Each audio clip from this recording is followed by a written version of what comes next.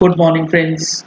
GST platform के YouTube channel में आप सभी का स्वागत है। जी हाँ फ्रेंड्स, जो हमारा क्वेश्चन आंसर सीरीज होता है इनडायरेक्ट टैक्सेशन के पेपर्स के लिए और जो प्रैक्टिकल एंड प्रोफेशनल लाइफ से जुड़ी हुई जो सवाल होती हैं जीएसटी से रिलेटेड, उसका आज ये सेकंड वीडियो आपके सामने प्रेजेंट किया जा रहा है। इसमें सबसे पहला जो और सबसे इम्पोर्टेंट क्वेश्चन है वो है जीएसटीआर 4 से रिलेटेड।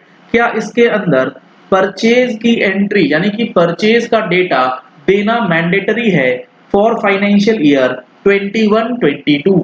तो यहां पर आपको ये समझ लेना है कि जीएसटीआर 4 जब आप फाइनेंशियल ईयर 21-22 की फाइलिंग करेंगे तो उसके अंदर आपको परचेज एंट्री करना मैंडेटरी है। आप उसे स्किप नहीं कर सकते, चाहे आपका रजिस्टर्ड परचेज हो, चाहे आपका अनरजिस्टर्ड परचेज हो, चाहे आपका रिवर्स चार्ज वाला परचेज हो। सारी चीजें आपको प्रॉपरली फिल करनी है। मैंडेटरी फील्ड्स है, ऑप्शनल फील्ड्स नहीं है।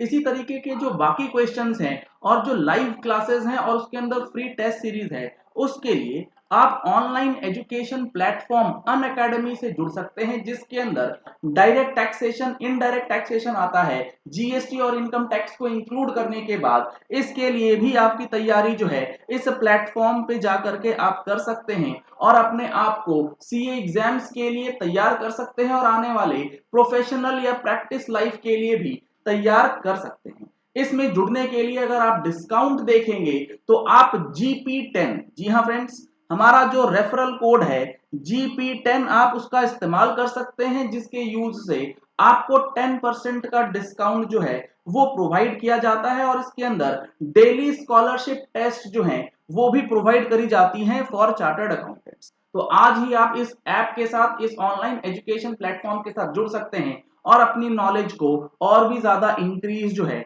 वो कर सकते हैं और हमारा ये रेफरल कोड यूज करके 10% का एडिशनल डिस्काउंट जो है वो आपको दिया जाएगा। दूसरा सवाल आता है आपका, जीएसटीआर 4 के अंदर क्या लेट फीस का पेमेंट करना पड़ेगा या नहीं करना पड़ेगा।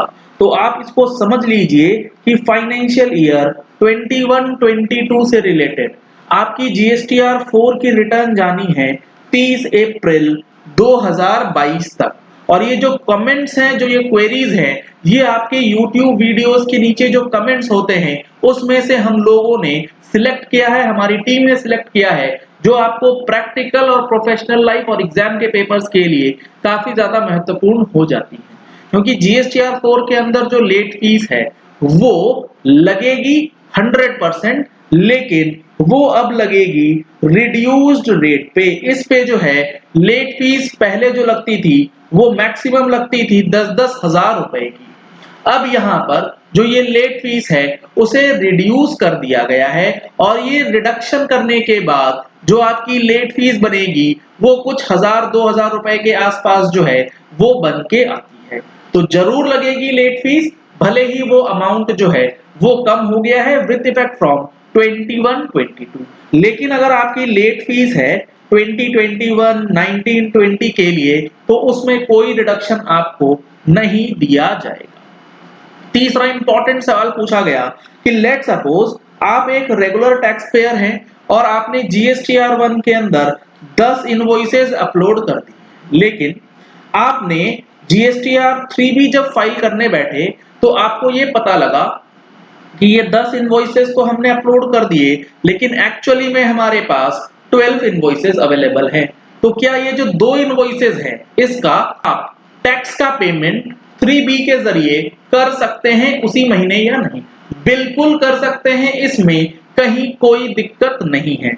अगर आपने जीएसटीआर 1 में 10 इनवॉइसेस अपलोड किया है तो आप 3B में एक्चुअल लायबिलिटी पे कर दीजिए और जो बैलेंस के 2 इनवॉइसेस हैं वो नेक्स्ट मंथ आप उसे अपलोड कर सकते हैं। लेकिन इसी का उल्टा, जस्ट इसी का रिवर्स केस अगर आपको समझना है तो आपने जीएसटीआर 1 में कर दिए हैं 10 इनवॉइसेस, जबकि 3B में आपने दिखाए हैं 8 इनवॉइसेस। ये गलती मत कर दीजिएगा।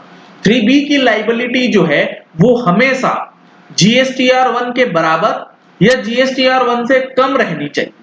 अगर 3B की लायबिलिटी इंक्रीज नहीं है, वो कम हो गई है जीएसटीआर 1 के लायबिलिटी से, तो आपकी परेशानी जो है वो बढ़ सकती है। यहां पर आपका नंबर भी कैंसिल हो सकता है। तो जीएसटीआर 1 में इनवॉइसेस मिस हो गए तो आप उसे नेक्स्ट मंथ का डेटा उसमें अपडेट कर सकते हैं। चलिए इस वीडियो को यही एंड करते हैं। आशा करते हैं कि ये 3 इंपॉर्टेंट सवालों का जवाब आपको समझ आ गया होगा और अब आपको कैसे रिटर्न फाइल करनी है ये चीजें भी क्लियर हो गई। Thank you and have a nice day.